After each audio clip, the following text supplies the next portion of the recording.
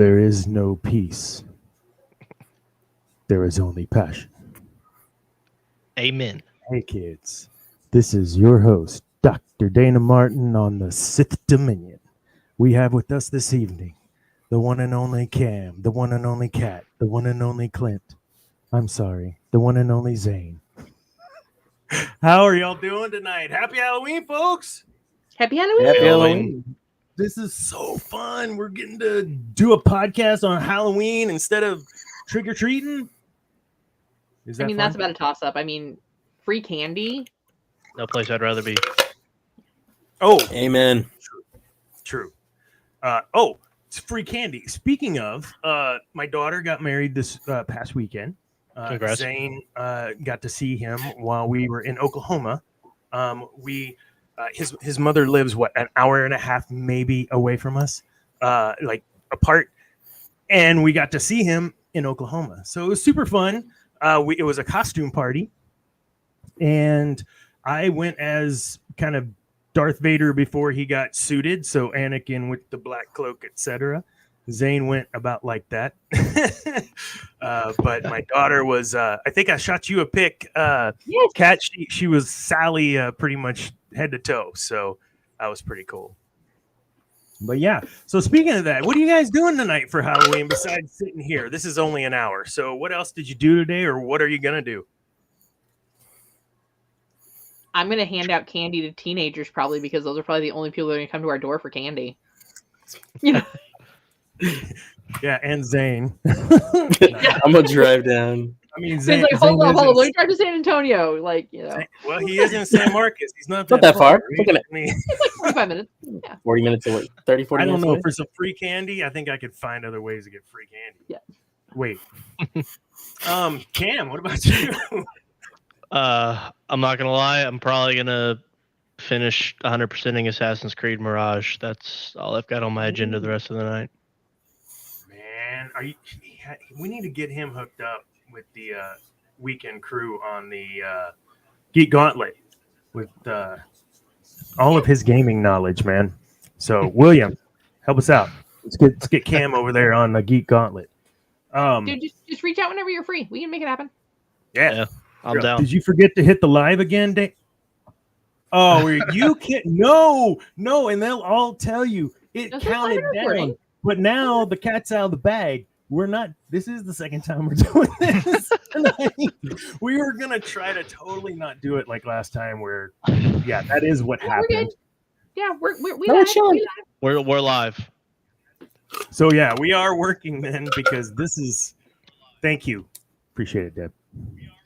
So, speaking of Halloween, what was maybe one of your best or favorite costumes, or something that you really remember as a costume? Doesn't have to be fun or favorite. Start. I don't know. Zane, go. Don't say anything. This would have been. Okay, no, I won't. Right.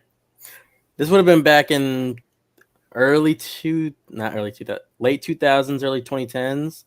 I was just like a Dallas Cowboy football player. I have that picture somewhere.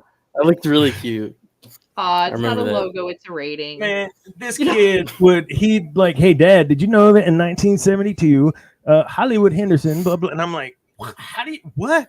He loved the Cowboys, man. He would read books on them. Yeah, good for you. All right, next. Kat, what about you? I had this really cool leprechaun that I did, which I later repurposed as an adult, for a creepy doll, to where I was told that the company Potluck I was no longer allowed to make food that looks like bodily organs, because apparently I made them look a little too lifelike. To which my response was, "His brains aren't really pink." They're not? No, not once no. What color are they? They're like a grayish green color. Okay, all right. But I still made it pink. But Wait, I set it up on this platter. Are human brains the same color as like cow brains? Kind of, sorta. Yes, but actually no. Yeah. I mean, I don't mind some cow brains, but Yeah. human brains them Yeah. out. Apparently, it was a little disturbing because I set it up on a platter, like if you were gonna be at like a buffet, and it had like the lettuce, and then I like crushed up Oreos, and then I made gummy worms to look like they were crawling in dirt. But I didn't like make them weird colors. I made them like earthworm colors.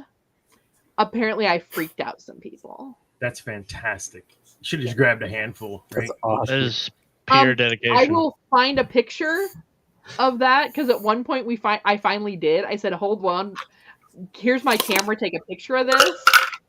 And it's like zombie creepy doll just sitting there like on brains.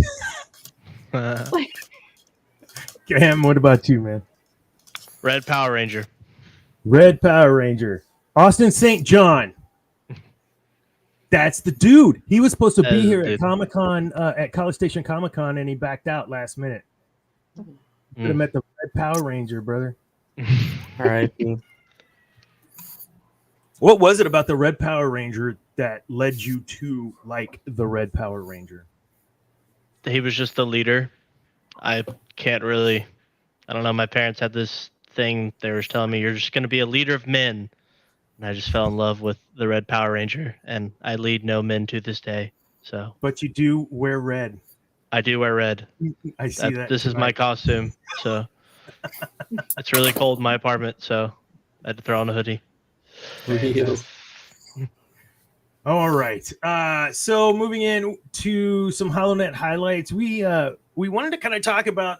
We've gotten to see the Inquisitors in live action in several different series or couple series now. We've seen them in animation. Zane, you brought up a good point, and I'd like for you to reiterate that on why we or how we could get more of the Inquisitors without having to introduce more Inquisitors. And you were saying, well, yeah, when our first try, we were talking. I brought up how I really think it'd be interesting to see kind of how they started or grew within the Empire. You know, how they would have trained together, how they knew each other, how they grew those bonds. Because it seems like within they knew each other so much to become enemies of each other, if not best friends with each other. So. Mm-hmm. I mean, I think that is a very viable option they have still. Yeah, and there was talk of an Inquisitors show at one point, wasn't there? Did it get scrapped? Was that there was one called Acolyte. Yeah. Oh, that's right. I was thinking Acolyte. That's right. But that was I thought that was higher.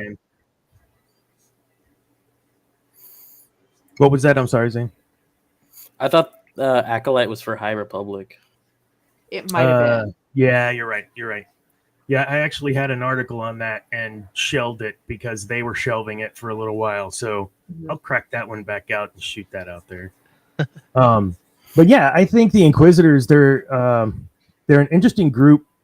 They're all fallen Jedi. So or they were all once Jedi. So I just there's something to that. Where were they hiding? How did they get, all of the bits that got them to ultimately the three we're going to talk about tonight. Malachor 5 and got killed by Maul, which got both of those episodes. We'll go ahead and just go into them. Those two episodes of Rebels, who has seen those? Yes, everyone. Okay, good.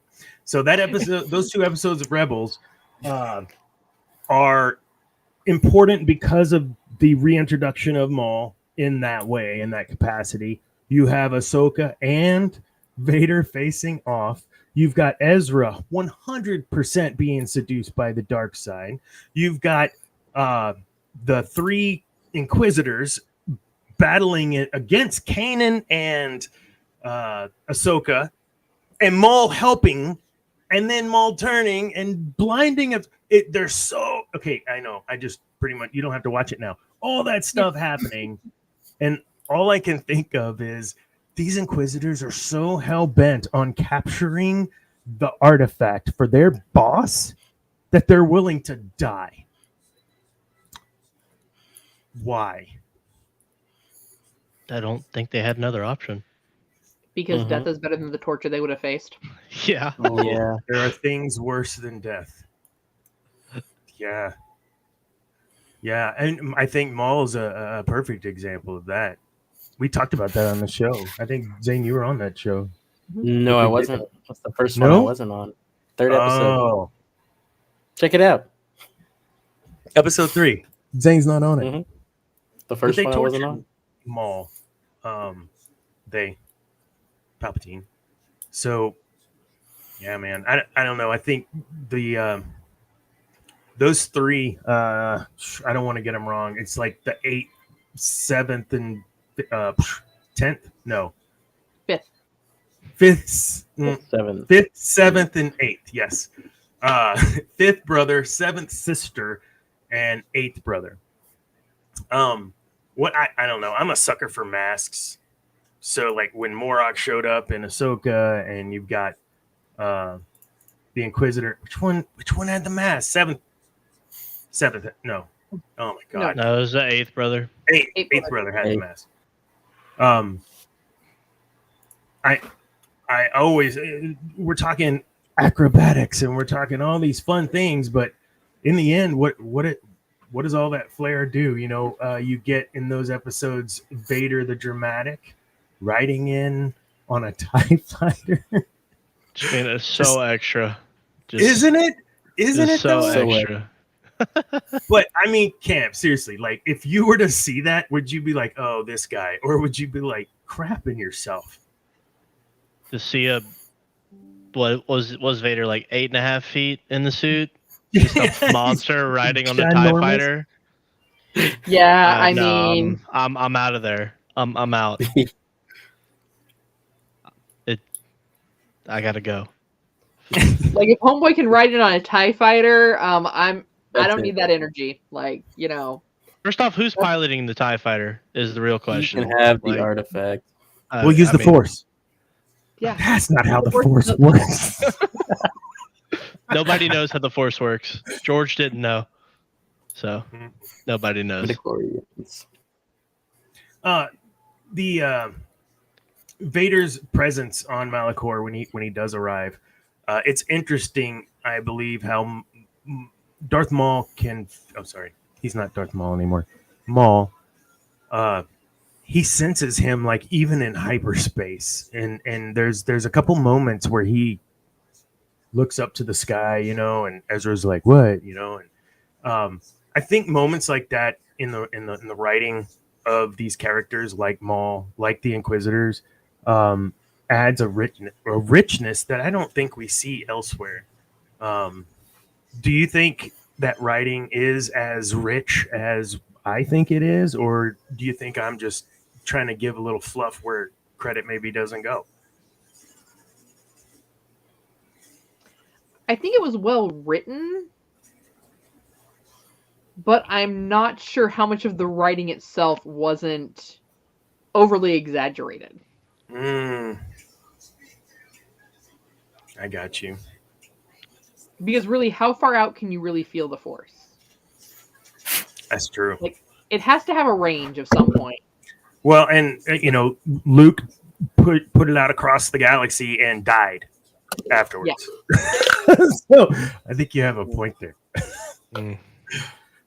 So with the with those 3, I think one of the things that I enjoyed about those episodes with those 3 too is their use of teamwork and communication. I mean, they were like, okay, we're gonna do this. All right, ready, set, hut, go.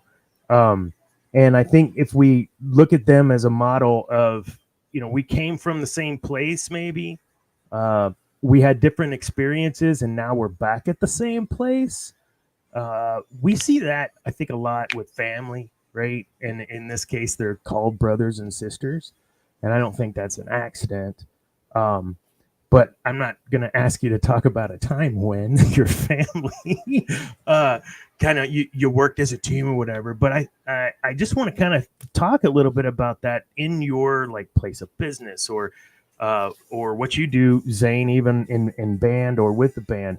How important is that diversity from the in-between sometimes?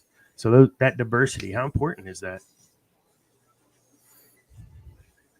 I was asking you kind of, Zane, with the Okay. band. Yeah. Okay. I Like, guess. especially like within music, right? Well, coming from I'm a college marching band. We were coming from different high schools, not just all over the state, but technically all over the nation, right? And so you have these different high schools teaching their kids how to play instruments their specific ways, and we're all coming together to create one unified sort of marching band. And so even within the pit, right, the front ensemble, we have different people who have learned how to read music certain ways that have made them succeed at a more accelerated rate, or how to hold your mallets a different way, right? Like there's a grip called Stevens grip. It's where you hold two mallets in one hand, right? So you're four mallets. But there's also another grip called like the Burton grip or something like that. And that's another way to hold two mallets. And on drum set, I needed to hold two mallets. So I did my Stevens grip. It's the one I know. And I was holding like a mallet and a drum set stick to crash cymbals and stuff. And the guy in front of me, he was like, there's this grip that works better for that. And he showed me the grip and I tried it and it worked way better. Right. And I wouldn't have had that experience if it wasn't for that diversity. You know, this guy's he used to go to OU. Like, talk about completely different style. Mm-hmm. That's awesome. Well, even with that, you also even get that like in your marching steps. So like when you're doing performance band, I mean, I've seen people that are more like a high step military step.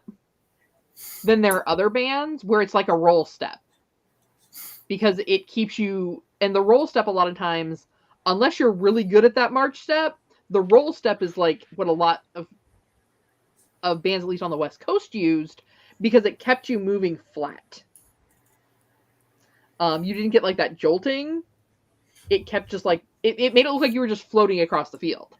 But you know, even in different competitions, different bands, people coming from different places, just difference in the way that their march step was. And you kind of got to learn how to like mesh that all together. Or else you run into each other. Were you in band, Cameron? That's when you're a member of Color Guard and you're trying not to accidentally hit the tuba player with your flag.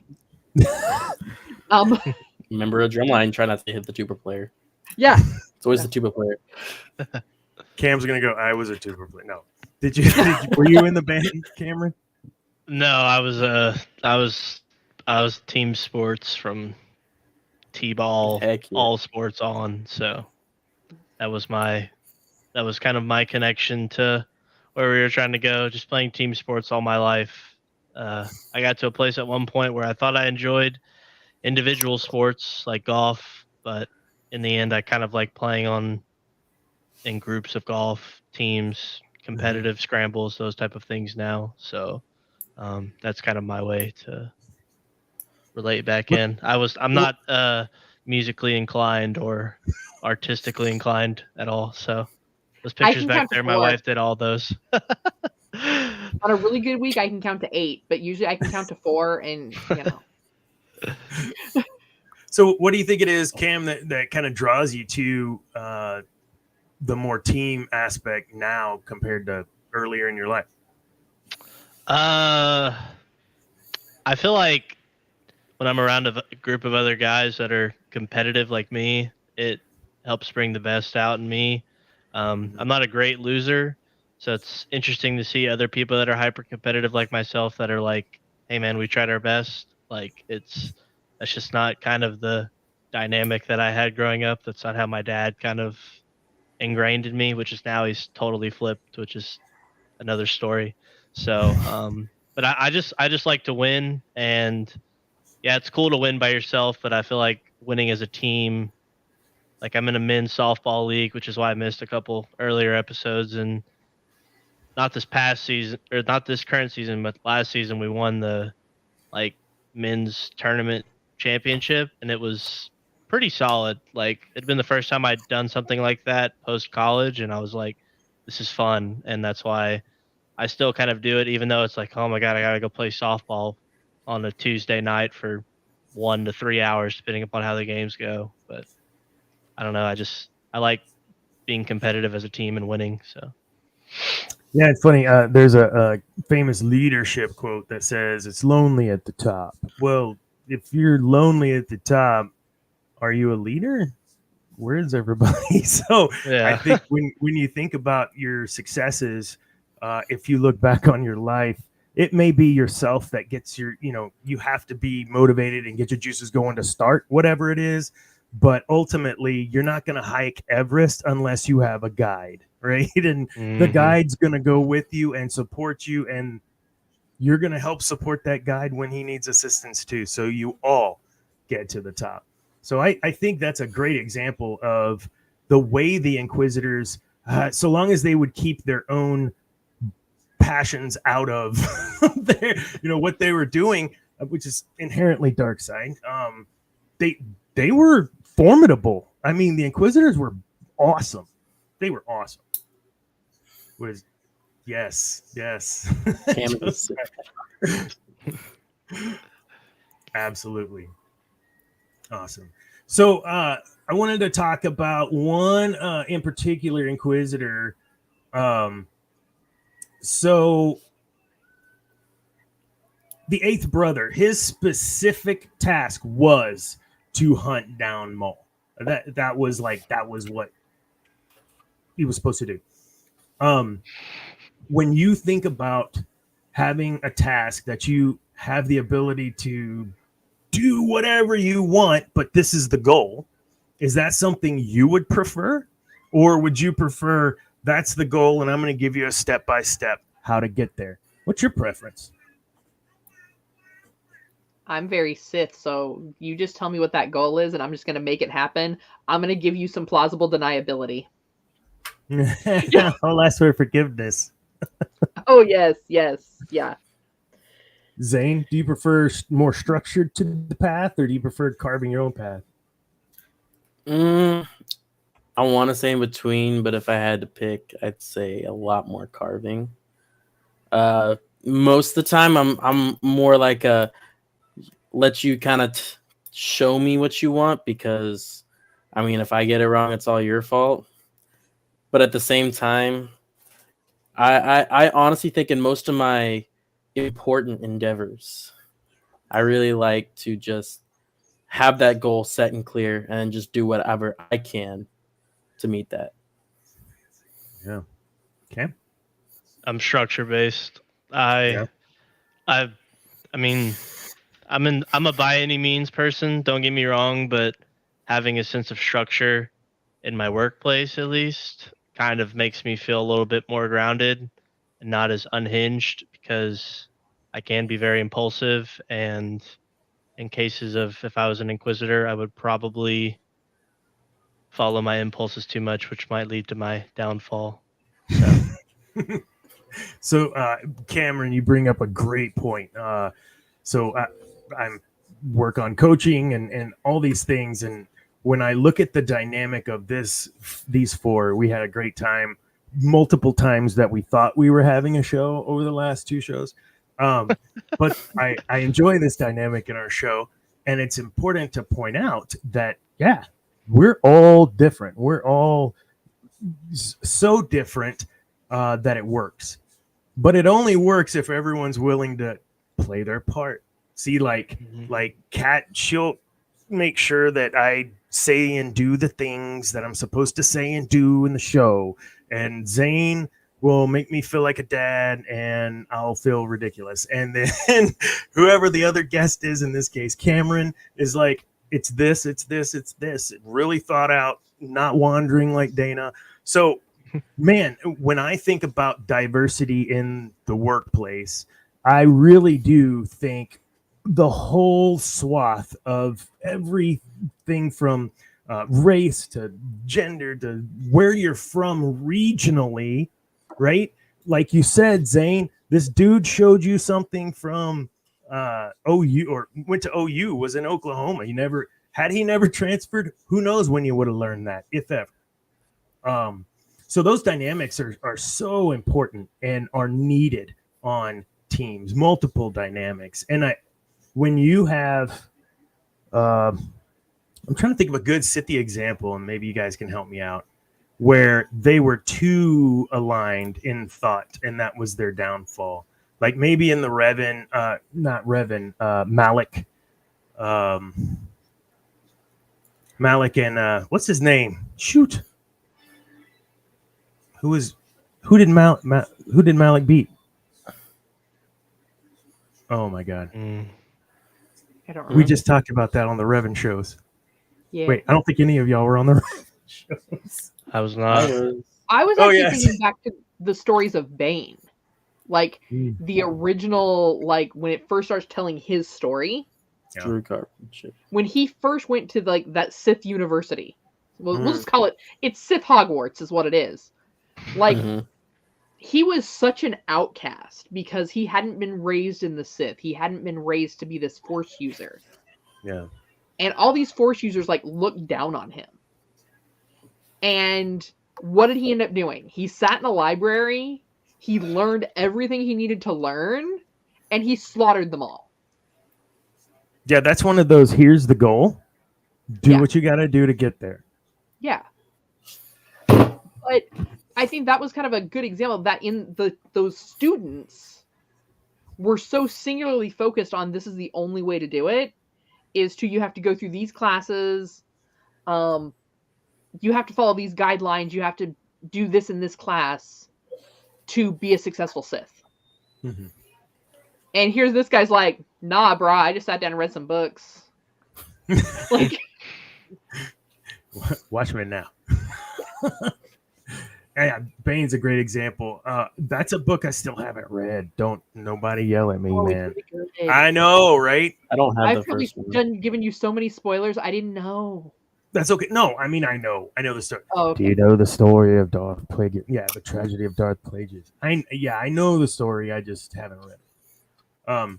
There was a lot of stuff that maybe is or isn't canon anymore, dealing with a lot of those like Exar Kun and these super powerful Sith, man, over time in the KOTOR games, right? Do you think we'll see that sort of revisit the way even maybe they did it with Force Ghosts? Or I mean, do you think they'll canonize some of that stuff? I don't think they will. I'm not optimistic. No. I mean, they did the Star Forge, so that's huge, right? That made everything with Revan. Well, to and the me- name Revan was canon, Yes, yes. Well, and I think Bane as well. Well, wasn't Bane in the Clone Wars show? Didn't I think- Yoda? He was Yeah. like his there was ghost or mention of something. him, but he didn't actually the appear. Wills. I could be wrong. Yeah. He appeared in the deleted scenes. But that only happened like where they started acknowledging that, oh yeah, Clone Wars is totally part of canon. When the backlash came out of, if you don't have Revan, and you don't have Bane, and you don't have these characters, you don't have Sith, you don't have Vader. Mm-hmm. So 'Cause- y'all just shot yourselves in the foot. How you gonna fix that? So they suddenly said, oh, look at that, Clone Wars is canon. yeah. So sorry. Yeah, Like, the oh, Clone maybe Wars. we weren't clear that yes, Clone Wars is canon. Yeah, I think there's when you play through those games and you get to kind of go through the tombs of the ancients. It's just, I don't know, man. I love that. I loved all that richness of, and then this happened and that happened and I got killed by this one and the other one killed the other one and we're here now and we're killing everybody. I don't know, man. I really enjoy and I don't believe the Jedi have that sort of richness to the lore, and I could be mistaken because I lean heavily on the Sith, but I don't know of a lot of books that are about old Jedi. Most of what I know that are talk about old Jedi is confined to mostly that SWTOR, the MMO game. Mm-hmm. But I mean, there's obviously got to be a few books that kind of touch on it, but I mean, other than what the Teal Shan and all the ones from Malgus's era, it really, I don't think I've. The Jedi are talked about so differently. Like when you read the books, and because I'm a bookworm and I'm a nerd, but when you start reading the books and you're reading about the Jedi, it's and if you read the way I do, where you read and it kind of creates like that mental picture, it plays out like a soap opera. Mm. So they're like the big like the Skywalkers are like that rich, affluent family. And they of course always have to have one black sheep.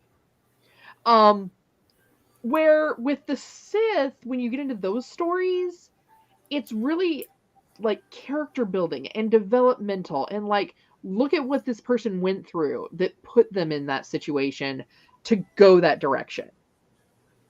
Where Jedi, it's more of, even though there are some Sith that are raised in the Sith way and raised in Sith culture, you see that much more on the Jedi side, where it is really just like, oh, so we live in this city and like so and so's a senator and our life is fabulous and go off to Jedi Academy.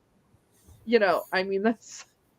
We're gonna take you from your family when you're a small child and just throw you into it, Yeah, indoctrinate you. they so they sell their children to the gypsies, but Yeah. they don't make it sound like the gypsies. They make it sound like it's a big honor. Where like if Is you go back that- to like European stories, it's the same thing of like, oh, the gypsies came and took the bad children. I saw this thing on Twitter where I don't know if it's accurate or which part of canon it's from, but it was the journal, I guess, or something, where like Anakin essentially writes like, I miss my mom, like I want to see my mom. Does that make me a bad person? Like that just makes me be like, man, I really would not like to be brought up in prequel and before Jedi Academy era, because that just sounds painful, you know?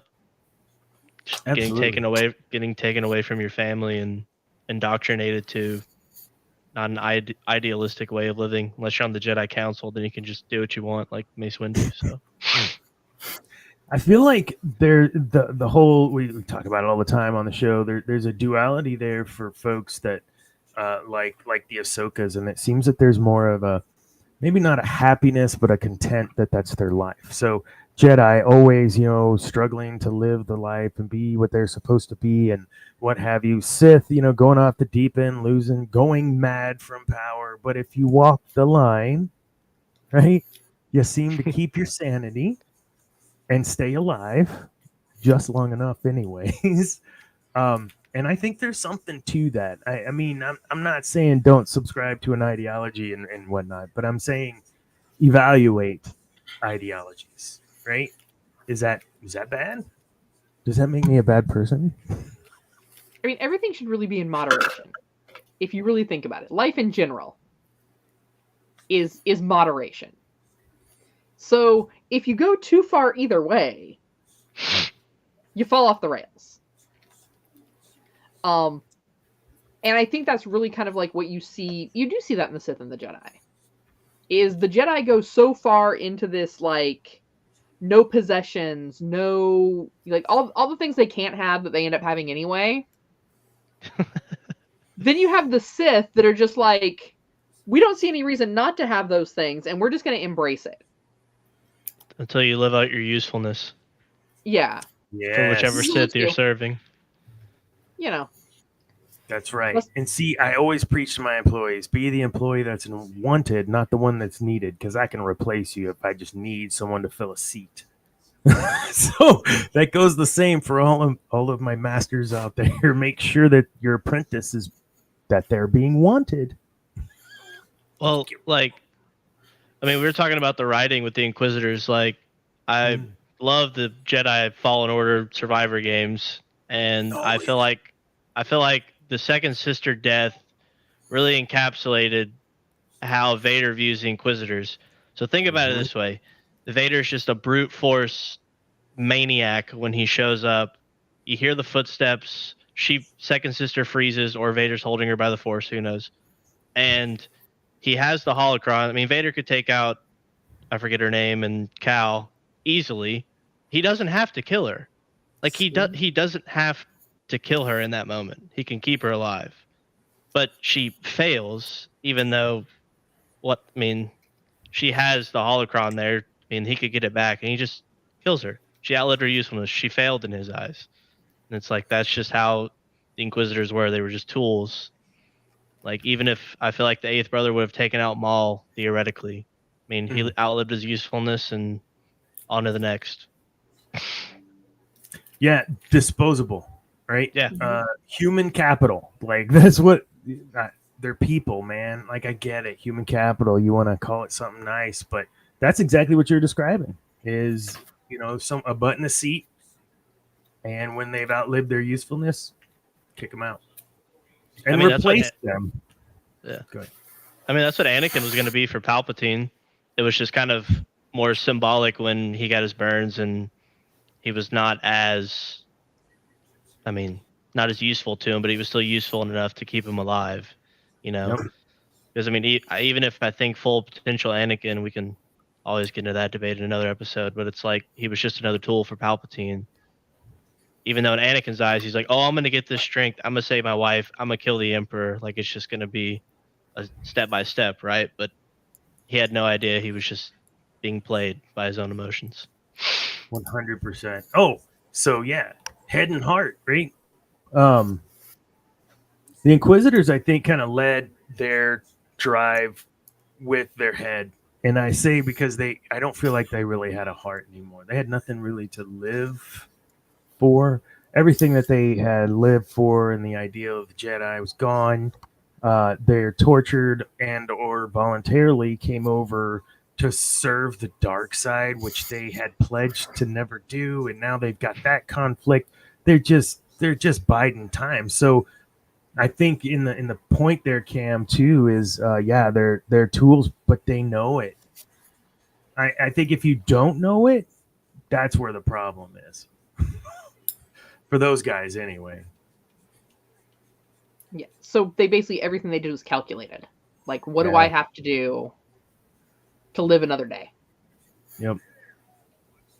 That's I couldn't do that. Well, but do we not do that? I know I've had jobs like that where it's like, what do I have to do today to make sure I don't get fired and I still have a job? What's the bare minimum I can do to not get fired? We've all had those jobs, right? Yeah, I mean, I didn't want to be a Debbie Downer, but I mean, yeah, I mean, isn't that kind of what we do sometimes in life? I mean, there's some days I go to work and I'm like, what can I just do just to get me through from this 8 to 5? Like, I'm all about giving it 100%, but today I just don't got it, You want 100% for an hour, or do you want like 10% for the day?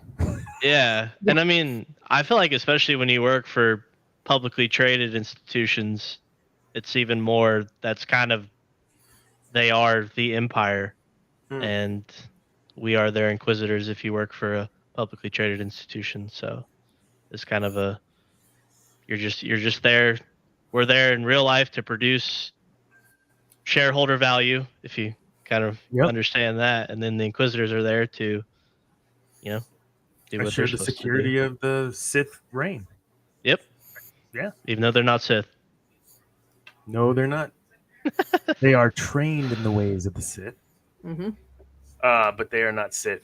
There's plenty of corrections to go around for Dana when he threw that out there. They're not Sith Inquisitors, Dana. I know. All right.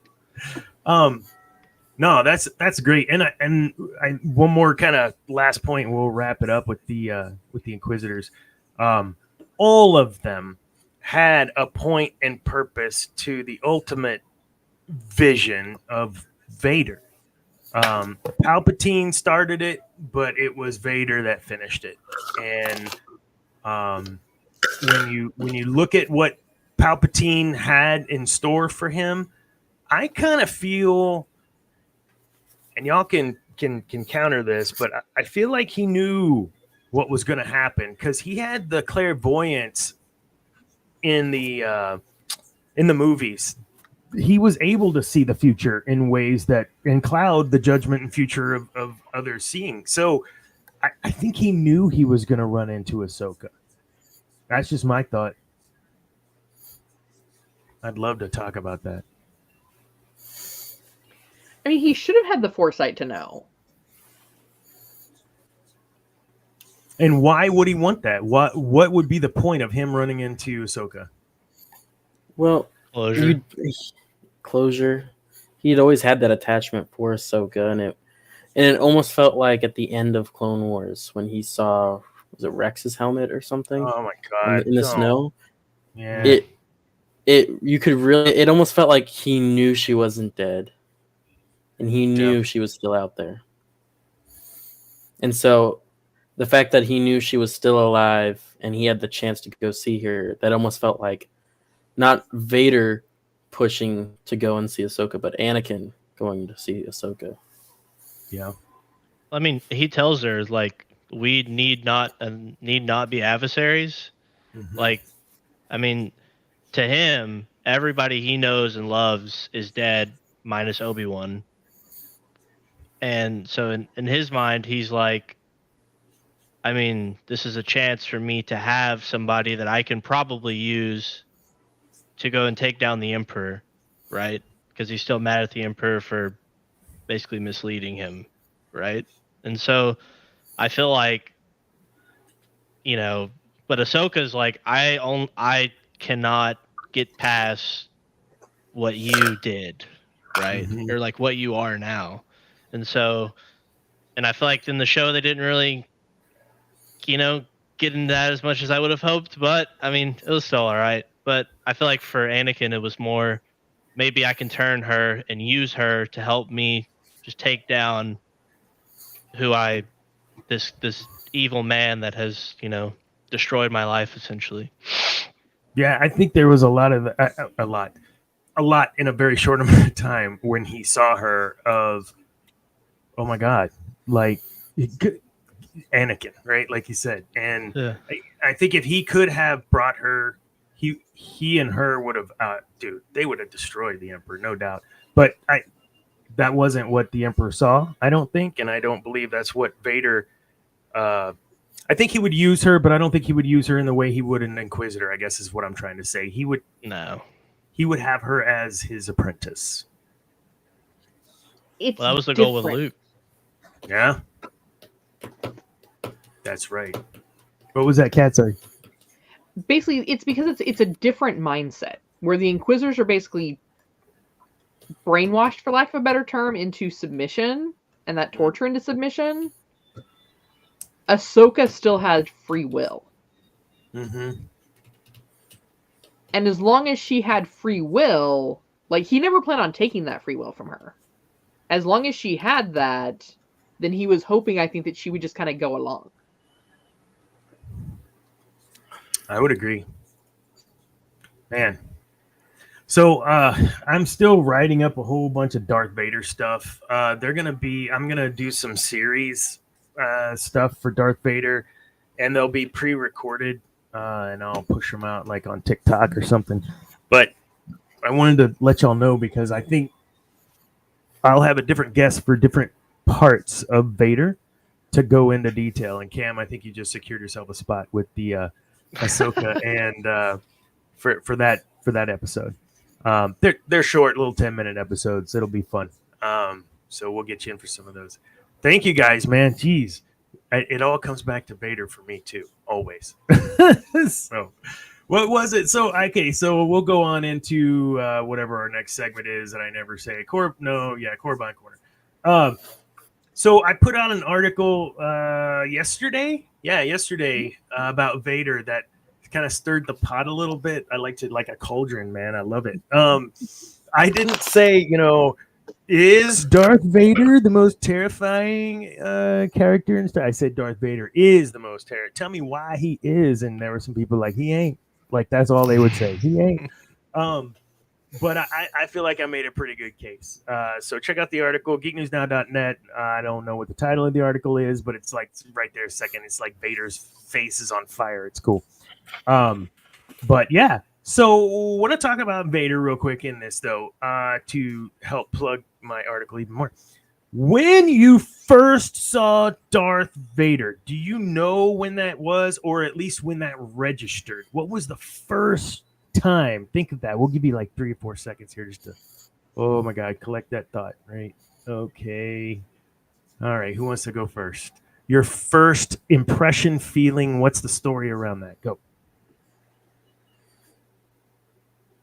New Bingo. Hope.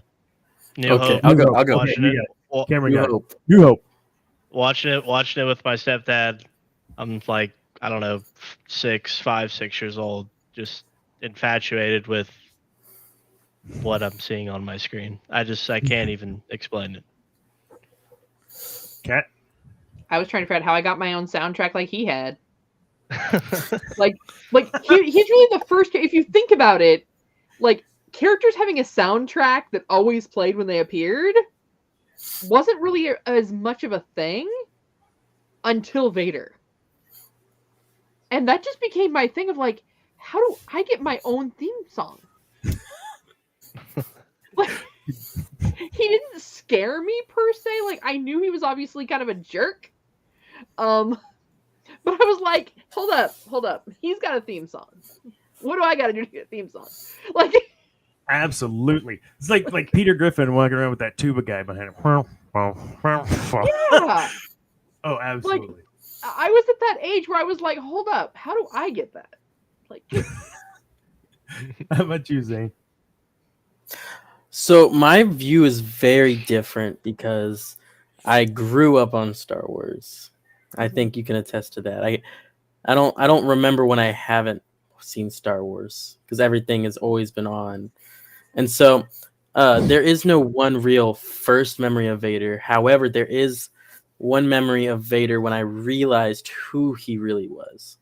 And it was actually what's the one with Starkiller? Force Unleashed. Yeah. The very first mission, I don't know why it's when it hit, but it's you are Vader and you're slicing through Ewoks. Or something like that. Or was it Ewoks or was it like It it was something? You're on Wookiees. It was a Kashyyyk. Wookiee. It's been so long. But that single, I mean, I know you were playing him, but just the fact that you are Vader and you're just massacring this species is insane. I don't know. So I think I have two reckonings here, and the first wasn't a reckoning; it was an awakening. Yes, A New Hope. When he comes through there, just like Commander, tear the ship apart. I would like, what? Who is this guy? And he's scaring the crap out of me, man. But I think when I really realized the intent on Vader, at least now, was in Obi-Wan Kenobi in the scene when he's walking down the street, calling out, trying to uncover where Obi-Wan is hiding, and he takes that kid and force pushes him up against the wall and snaps his neck. Like, what? Like, as if, I think when we saw him with the younglings, it was implied. Agreed? When we see this, it makes his villainy real. I don't know. That's my thoughts. see, and I guess for me, like, the treachery was always there. Kind of like you always have with a Disney villain. Even though you don't necessarily see them do the bad things, you get that sense of treachery. Yeah. So I guess like I always kind of like knew that was there, but it wasn't necessarily like a fear thing for me. It was more of a like, okay, this guy's obviously like a bad person. Someone's gonna take him down. That's just karma. Like that's how karma works. That's like karma, you know. man. It bites you in the butt. Yeah. What were you about like, to say there, Zane? Oh, I'm sorry. Nothing. Oh, okay. Go ahead, Cam. I feel like in Attack of the Clones when he's going to save his mom and you hear the hint of the Vader theme as he's riding on the speeder, then you're like, for me as a kid, because I watched the OG trilogy first and the prequels, and I was like, I don't see it. And even when he's storming the Jedi Temple and he's about to kill the younglings and it's all implied or whatever, I still don't feel like that was Vader, right? It was more like, this is just a means to an end. Like, I just got to do what he's telling me step by step. I do this, I'm going to get the power to save Padme, right? I don't feel like we see Vader until he goes to Mustafar and we see the eyes and you're like, That's who's in the suit, right? That's who's in the suit. And then we get the Padme comes. He's going back and forth a little bit. And then he sees Obi-Wan and it just puts him back in the rage. And then the one part of the Obi-Wan show that they did get right, I feel like, was that scene when he's walking through that town. It's hard to realize what happens next, but that scene right there, that was like that's what I thought of Vader as a kid. That's what I thought. That and Force Unleashed as well, because I feel like I thought he just. Oh, go ahead. Like, Force Unleashed. I just thought he, like, when I was a kid, I'm not gonna lie, I just thought he hunted down all the Jedi himself and slaughtered every remaining Jedi. That was just a headcanon theory for me as a kid. I was like, he's my favorite for that. Yep. There's some good. But what was the? I think I read it. I don't know. It's Vader and Palpatine, and it's. There's a book. I can't remember what it's called. I don't even know if it's canon anymore. Never mind. I'll just shut up. So I think when you were talking about his chopping down the on Kashyyyk, chopping down the Chewbacca's. Oh my God, what are they called? Chewbacca. Wookiees. Chopping down the Wookiees. The Chewbacca's. Well, and so one of my costumes was a Chewbacca costume. I mentioned it on the pre-show show. But no, I've always had this affinity for Darth Vader because of his struggle. Like it was always for me more about his struggle. I'm not the Jedi I should be, right? I'm less than, and no matter what I do, it's not enough. And now all of a sudden I'm a Sith, and I can do more and be more, but it's still not enough. Like he faced a life of feeling it's just not enough, and I believe that was a large part of the drive to consume through death. So he's consuming, trying to fill that void with extinguishing. I don't know, man. It's kind of a scary thing. Like it's kind of terrifying to me to think that there would potentially be someone that could be and think in those ways. I don't know, man. It's the concept of this. It's similar, and you see it in everyday life, though. The people that, if I am bigger, if I just bully everybody, if I am the loudest voice in the room, if I yell louder than everybody else, then my voice is the one that's right. It's the same kind of mentality. And you see it if you've ever had to have an encounter with someone like that. You see that of they always feel like no matter what you say, if it's not in agreement with them, it's because you think they're less than you. Mm-hmm. So like somewhere they're still trying to balance or compensate for their own perceived inadequacies. And they're filling that gap with whatever they can.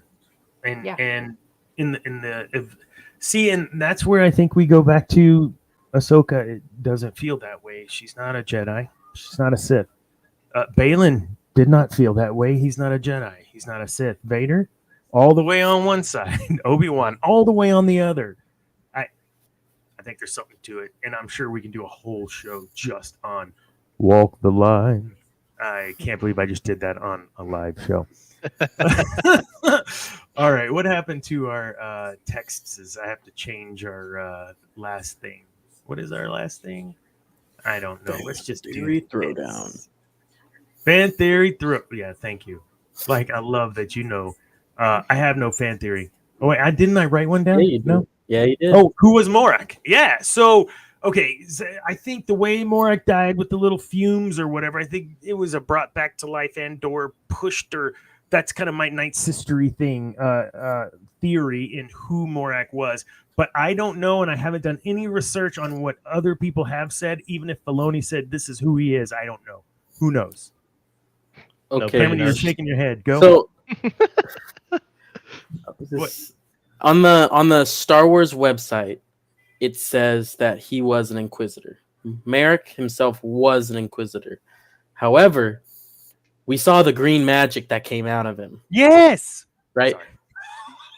That being said, we also know that Thrawn was working with the witches. So, who's to say that she didn't bring an Inquisitor back to life, per se? Oh, and that It's Inquisitor been had done. a mask. Mm-hmm. What's in the cargo? Just a bunch of dead souls, man. I think it's a bunch of caskets. Yep. Okay, so we'll throw it back to the HoloNet highlights because of news. Am I missing? Did they say there's going to be when the second season, or if there's going to be a second season, or how all this is going to play out? Not yet. They don't know what they're doing. Wait, they don't know what they're doing. Now, here's the other side of that too, though. Like, we know that there was some sisterhoodiness. Is it possible that some of the people that were Inquisitors, because they were Force users, were mistaken as Jedi, when in fact it may have been, Night Brothers, Night Sisters? That's a good. Yeah, It's a good take. Mm-hmm. Because there was a certain point when the Empire was looking, they just knew if you were a Force user. They didn't know what side you were on, and they didn't care. Yep. But I just want to point out. Oh, go ahead. I thought Palpatine slaughtered the Night Sisters and all that and everybody at the end of Dathomir. Yeah. There's all. Yeah, I guess it could be anywhere. There's always one that gets away, right? There are always the few that go into hiding, that Morgan. run to continue the order, and to continue their teachings. So just like how they didn't get all the Jedi, the odds of them actually getting all the sisters was also very slim, because the sisters would also run through the shadows in hut space. Mm-hmm. So those that did kind of venture out and were a little more worldly, that did more of the trading, more of the recruitment, more of that kind of stuff off Dathomir, most likely just disappeared into the shadows when they heard what happened. I feel like it's going to be interesting. Might be too headcanon-y to because I got the sense in Ahsoka that Morgan Elsbeth was not really vibing with the Empire, right? Yeah. It was more of like, okay, I'm feeling some Night Sister-y stuff, right? I'm hearing Thrawn. And so I think it'll be interesting to see if the three other Night Great Mothers or whatever they are, if they kind of snap back into reality and we're like, the Empire's not actually a fan of us. Night Sisters are very well known for playing the game. Yeah. For whoever they need to get whatever they want to at the time. Case in point, Count Dooku. Yeah, that's a good point. Yeah. So if they think the Empire can help them bring back the sisterhood, whether it's through uniting them all, getting those that have been enslaved free, etc., they will use them as to the means to an end, and then they'll cut and run. I will say it is very important to note that they did specifically pick Thrawn. I think if you really think about the witches, there are other options within the Empire to have chosen, but I think Thrawn was definitely him being an alien in a human-centered empire. Oh, yeah. And him dealing with a lot more races, customs, everything. All those are in the Chiss Ascendancy books. Yeah. You can really tell that, yes, they can play towards their own agenda, but also, who's to say that their own agenda isn't to go with Thrawn himself? Not the Empire, but Thrawn's empire. Or here's the other side of that. Are they using Thrawn to create their empire? Because here is someone who, like you said, he's faced racism. He's even Thrawn's been told, you're not good enough, pal, by the Empire. Yep. And here you have this group of very powerful Force users, essentially saying, we know what they say about you. We've heard how they talk to you. We can make you more. Or, you are more, let us show you you're more. So finally he has that support he needs to say, oh, okay. Someone believes in me. And that's all he needs to go on and build his empire. But in the meantime, the Dathomirian witches, the Great Mothers, are there kind of pulling the strings a little bit. So I want to point out on this show, ladies and gentlemen, way back in episode 7, 8, 9, we were talking about the Dathomir witches.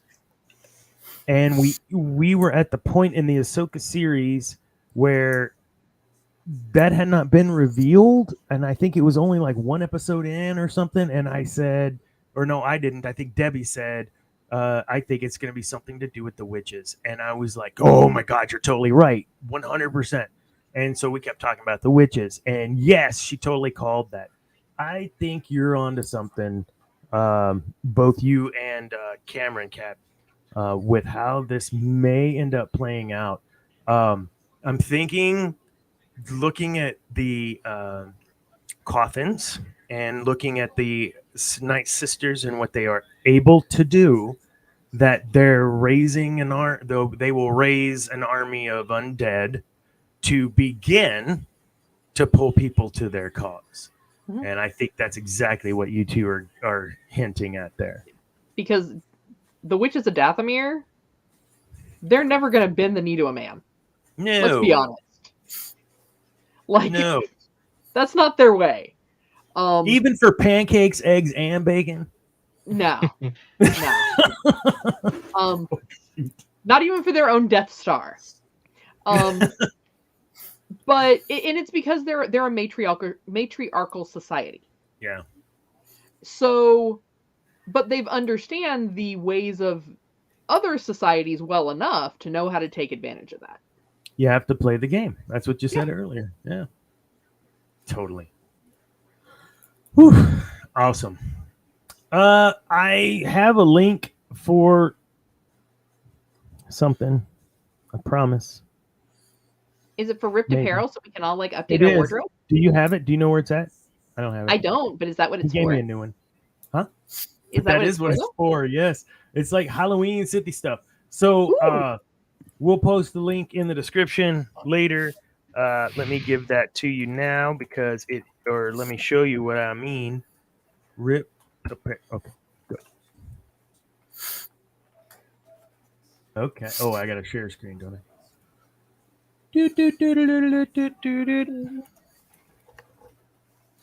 Oh my goodness.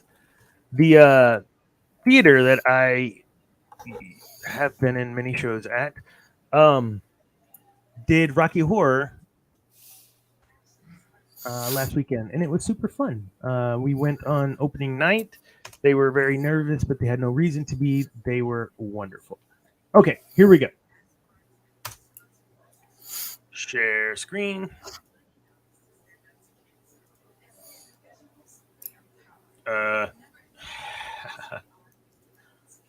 Okay, can y'all see this? That's crazy. Look, Nightmare Before Christmas Sarlacc. Love it. Nice. Dawn of the Droid. Dawn of the Droid. Love it. Love it. And see, they do hoodies too. So we're getting into winter. If you need new sweatshirts, new hoodies. Yeah. Absolutely. So they had a couple of these. I just thought they were adorable. Yeah. Anyways, Ripped Apparel. Love these guys. They got some of the coolest shirts, man. Dawn of the Dead. Cool. Let's stop in my screen share, y'all. All right. So what are we doing over the next week while we're not having a show? What are you guys going to be up to over the next week or so?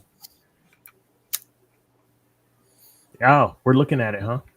Yeah. I mean, I always have a lot to say, so I'm letting other people go.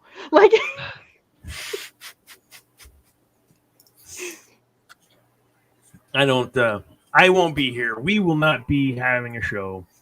And I will not be writing any more articles either. So you guys have a good one. We'll see y'all next. No, I'm just kidding. No, seriously. We will be off next week. When we come back, I'm not sure what we're going to do. We have so many options. Y'all didn't hear that, right? I heard that. Nothing. Didn't hear anything. It's all in your head. We have a lot of options to move from here, closing up one piece of dark side users, and we'll open it with another one in 2 weeks. In the meantime, man, Cameron, it has been fantastic having you on the show, carrying me last week for sure, all of y'all, with my absent-mindedness. But this week, fantastic show for all of you. I love talking on the Vader stuff. It's hard not to, because there's so much richness and depth and breadth to what he brings to the table. Zane, what do you got this weekend? Nothing that I'm aware of. You not maybe marching? a contest, maybe a game, maybe. I don't know. I haven't checked the calendar yet. It's Tuesday. Don't expect me to know what I'm doing on Saturday. I won't know till Thursday. Oh my God, being in college, I don't miss it. I mean, you're hearing this from the guy that almost forgot his daughter's wedding was last weekend. So Exactly. Why gotta be bringing up old shit? Yeah, I'm glad it wasn't that. Oof. All right, sorry. Oh wait, we're not on the fan theory thing anymore. What are we on? I don't know. Whatever. Outro. No, not yet, because I have to. No, I don't want to cause that. We're in final remarks. We are. That's right. Kat, what are you doing this weekend? What do you got going on, or what do we have going on if you don't have anything? So Geek News Now still has a bunch of stuff going on. We should have a new podcast coming up from the War of the Stars podcast. You can check them out on Podbean, Spotify, Apple Music, iTunes, Amazon Music, anywhere you get your favorite podcast from. Thursday nights, if you're looking for some more Star Wars content, you're going to want to hop back here to our channel and check out Cantina Happy Hour. They're going to be talking about Mandalorian. That's what they're doing right now is Mandalorian. Then Saturday, you'll get to see my smiling face once again over with the Geek Gauntlet podcast. We are here at 9:00 on Saturday nights, and that of course is Central Standard Time. And then, hey, if you want to get some more Marvel content, you want to talk about Loki, some people kind of waited on watching it. If you're not sure how you're going to feel about it and you don't mind some spoilers, hop on over and listen to the folks from MCU Mondays and hear what they have to say. They do a really good job of doing a great recap of these shows because they're fans just like you. As always, since we are fueled by the fans, if you love this kind of content, if you want to be part of our conversations, it would mean a whole lot to us, and we'd really appreciate it if you would make sure that you like and subscribe. That way, you don't miss out on any of our geeky shows, Star Wars or otherwise. Subscribe. Hit the bell. Hit the bell. And I should have a Hobby Hut coming up on Friday. I'm not sure if I'm going to do a miniature painting or if I'm going to be doing a diamond painting. Like, if I do that, it might be like a 4-parter. Because those are really I don't have time for hobbies. This is my hobby. And I don't know how you do either. You are on, like, shows all the time. Oh, I'm really only on, like, these 2 shows. But, like, I do stuff. I don't sleep. Things. It's fine. Cam, what do you got going on? So no baseball or no softball, huh? That's over. No softball. My sister gets her Aggie ring on Friday, so nice. That'll be a big day for the family. Other than that, just kind of hanging out, finish up 100%ing Assassin's Creed Mirage, and I think I'm gonna replay Jedi Fallen Order, Jedi Survivor, try to get the platinum trophy for those, and that's pretty much all I got outside of my other hobbies throughout the week. Well, at some point, you're going to be on Geek Gauntlet on Saturday night, I can tell. That's going to happen. Kat, we're going to make that happen. We can make it happen. I'm game. Awesome. So, everyone have a great 2 weeks. I'll still post a TikTok here and there, maybe, or maybe I'll get something scheduled. I don't know. Either way, we want everyone to have a safe Halloween tonight if you're listening live. And if you didn't listen live and you're listening now, I hope you had a safe Halloween and didn't bite into candy with needles or anything that we were so afraid of growing up. But anyhow, thank you, Zane. Thank you, Cam. Thank you, Kat. And remember, kids, peace is a lie. There's only passion. Good night.